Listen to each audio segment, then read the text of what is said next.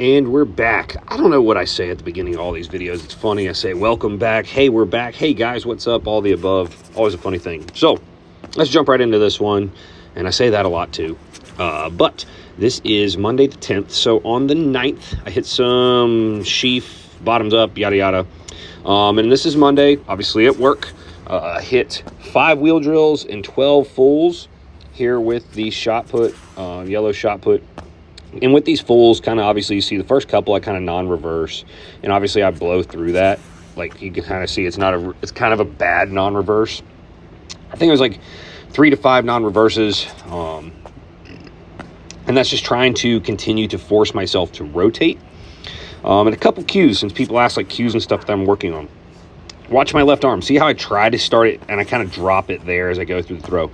I've actually noticed when I have it nice and flat across, like we see where I kind of start and I put that arm exactly straight right there, come across my body straight. When I focus on that left arm being straight, it helps keep me more upright. I don't kind of dive. And obviously it helps me wrap.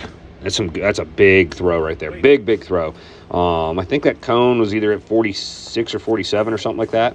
So some of these were going past that cone. Very good practice here today. But kind of was cueing on that and also kind of starting with my legs, trying to load the legs right here. You'll see me arm out, sit. And I didn't really do it that hard there, but I need to sit a little bit more so that I use my legs. Sit, there it is. And then pushing, rotating. And trying to put that cone out to the side. So after that, hit the 25-pound slam ball. I don't throw these for distance because it's a slam ball and I'm using 2 hands. I think it was 3 sets of 5 here. I hope I didn't leave all 3 sets in. I tried a couple different things. I've been playing with the Braemar and some different things, some different cues of how to start the throw. So I don't want to throw anything out there because I don't have something that specifically works for me. I've tried wider stance, closer stance, trying to start with the right foot, start with the left foot, start with the right arm, start with the left arm when I'm like obviously throwing and not using it on the ball. Trying shifting weight, trying not shifting weight, how far I wind up. All these different things are things that you can also do yourself, and you have to just trial and error and figure out what works best for you. Because yes, there are quote-unquote good techniques, but some of the things that matter the most is what helps you throw it the furthest. Who cares what it does as long as it goes the furthest? So we moved inside after this, and this was a 48-hour shift, I believe, at the part-time. So we had here seated dumbbell weighted box jumps, 3-4 sets of 5, I think. These I used to call my wob jumps. I kind of bend forward my back, so I'm trying to emulate like catching myself and catching the weight in the bottom of the wob and exploding up from a bottom position. I had some hang snatches and some back squats as well. Hang snatches were clusters and so were squats. And I just have like 1 set of them here. And obviously I try to cut the rest period out because it gets boring. But obviously if you followed along like last week and coming the weeks following this, been looking at different numbers and playing with different things with the velocities, looking at peak velocity, so you see average velocity there on the screen on this one. And this is all you're going to see is just my face. So you see, we're going to look through these 5 reps and see, and obviously I'm doing box squats here. Look, the exact same speed on the averages. And all the weights were the same.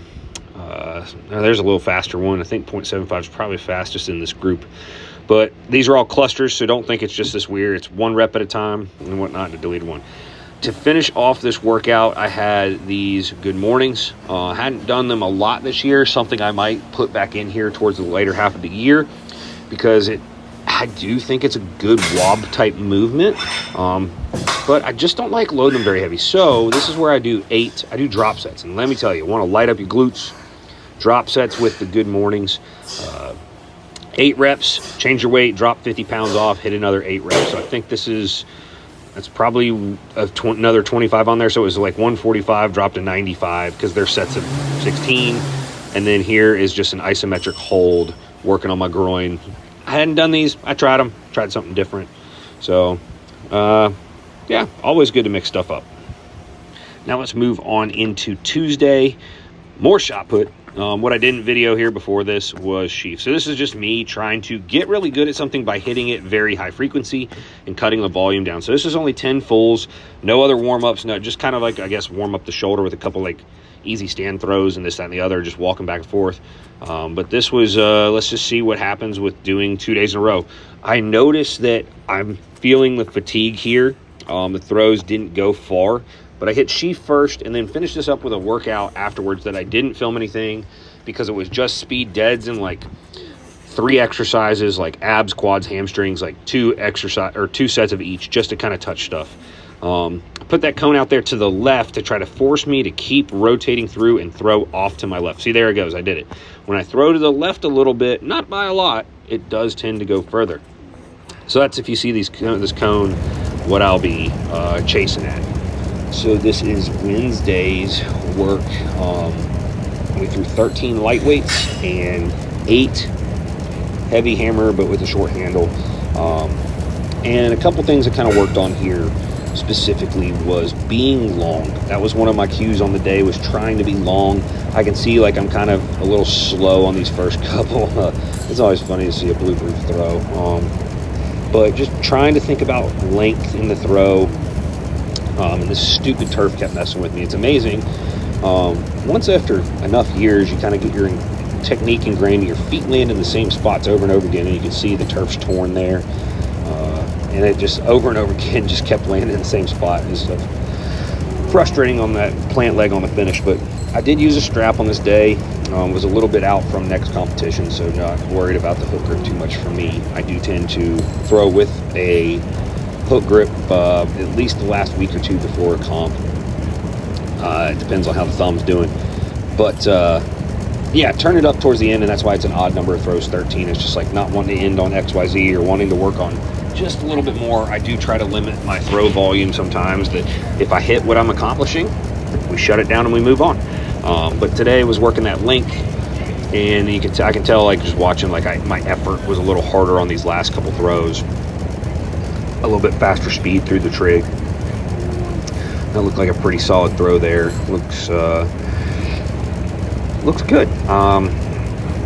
Just got to be bigger, stronger, and go faster is the only thing I can think of. But this day was an off day, which should have been a longer training session, but just I can tell that the squats, and obviously I had deadlifts the day after, the throwing volume or the lifting volume is making me fatigued in my throws. And if you saw the shot puts that were right before this from the Tuesday, the day after the squat day, they did not go as far. So just something to note is, like, maybe the day you're having, if it's a bad day, could be due to fatigue.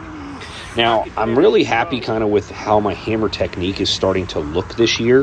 It finally feels like it's coming along, being a little bit longer in the arms. And this short handle helps me go faster. This is a short handle on the 22. But I don't know. I just feel like I can't hit the normal speeds that I want to. I can't get my body to do what my mind wants it to do and just move fast. I think everything's locked in. I just have to be faster and or just be stronger. Sometimes that's where you come down to, is that being strong doesn't hurt. But for me, I'm not that big, strong dude. I have to move fast, and I'm not moving fast, which is why I'm not throwing further than I currently am, in my opinion. Just trying to find the ways to apply speed and move faster. And then after that, went back in. It was a very hot, sweaty day, and hit some cluster bench. Only 2 sets here because I didn't want to bore you with a bunch of bench. Nobody likes it. And this is going to be my last training day of the week because I'm going to the beach for the weekend. But let's look at our warm-up here. Hit the warm-up stuff first. This is a landmine Omega attachment, just some landmine rotations, kind of specific core work, basically. And just getting warmed up. I like trying to do some stuff to get the body moving before I throw most times. GHD sit-ups, GHR sit-ups, whatever you want to call them, full range of motion, holding a little bit of weight. Something I go back and forth with the weight, honestly. My man Nick Aston does these heavy as hell, and the dude throws far, so maybe I need to work more weight. I've been slacking on the volume. It's like I don't do these enough that they tear me up pretty good. So that's another, like, weakness in my armor, is that I need to do more freaking abs. More core work, I guess. More direct core work. I kind of feel like I get enough from throwing and other stuff, and I just don't know. Every time I do direct core work, it smokes me. I've been using these reverse Nordics with a band assistance as more of a quad stretch. I really suck. I can't go very far down without a band. So something else that I probably need to do more of, this type of mobility work and whatnot. But I like using that as a quad stretch. So and I don't have the number. I think it's 9 and 6. But I threw the 56 for wob here, and I leave out how high it goes and what it looks like, because it's not my event. I suck at it. I'll be honest, there's probably other people to watch. Technically, it's like I could reach higher in, I could reach further back, I could just be more explosive. I've never really got this event. I have some arguments with some people, not arguments, but conversations that I think it could be my proficiency in weightlifting and the way I pull in snatches and cleans kind of hurts me here in this movement. For the life of me, I can't figure out how to apply more force on this stupid weight. I try to pull so hard, and it's just like the timing of the pull and my effort, the way that I feel like I'm like, man, I'm stronger than this, and I just can't get it to go high. So trying some things up, throwing the 49 a little bit more, not a 42 though, but throwing a 49. Maybe I'll throw a 42 a little bit, but yeah, throwing both, doing anything I can to try to do this. Other than right now, I just need to get freaking stronger because I'm inconsistent in this event. The way I reach back, do I reach back far? Do I not reach back? Do I keep my chest up? Do I keep my back tight? Do I reach back and not worry about my chest up? How to use my legs? Yeah. Not the absolute best event to watch Justin Blatnik on, I'll give you that one. Then we threw heavyweight for distance, threw 5 or 6 with the 56, and then threw 5 or 6 with the 49. I think both were short chain, or maybe I lengthened out the 49. And then we hit some power cleans and deadlifts after this to finish up the workout. Some prowler sprints were in there too, and some jumps.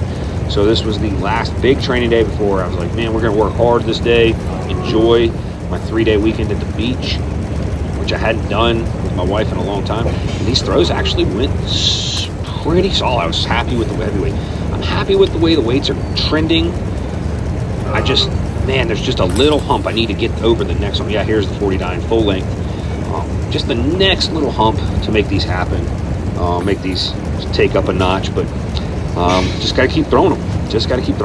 Nothing to it but to do it, as they say. So we'll finish up here with the video. You'll get to see some of the clusters, plus the jumps. Sometimes I change up the jumps, but with the weights, not a lot of technical stuff, just getting the work in, getting the throws in, not a lot of cues and stuff like that. So here was a depth to broad jump, so drop and jump as far as I could.